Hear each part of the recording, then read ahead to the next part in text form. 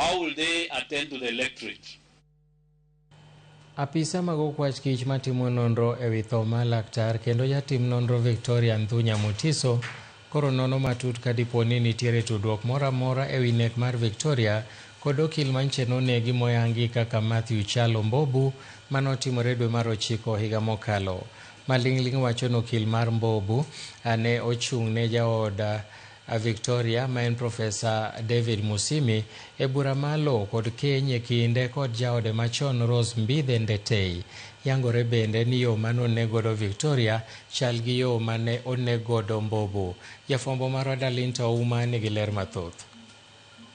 Odiechieng' mar adek mar timo nonro ewi nek mar laktar mar obwongo kendo jatim nonro Victoria Nthunya e kar jot ma Upper Hill Buore Nairobi. Jotim nonro bende osechako timo nonro matut ka gipime kod nek mane onegodo Matthew Chalo Mbobu e dwe mar 9 higa mokalo.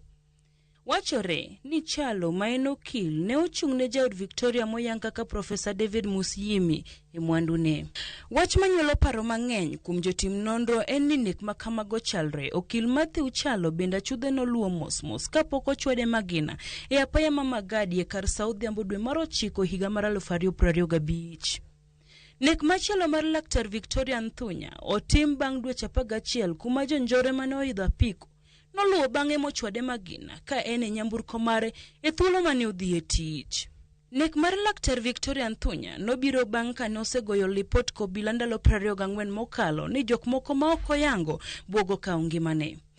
E lipode mane ondike e tesend obila lero ni jago moro mariembo apiko nobiro machiegni kod nyamburko mare moseme kod magina e apaya Mangong saa 12:30 tarik 7 dwe mar 7 kanochomo Dagoretti Kona. Okang' makamano noolo koyo kuome kendo nochiedho nyaka tesend obila ma Kilimani mar goyo lipot. Obila nojiwe mondo sik kogoyo lipot kuom hawi marach noromo kod thone apoya nono.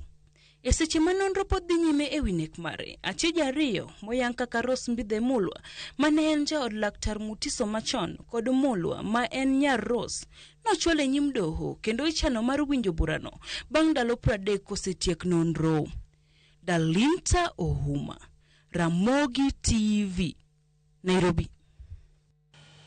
Ker mar Oganda Luo Jaduong' Odungi Randa kanyakla kod gavana e kaunti ma Kisumu Ngire Anyang'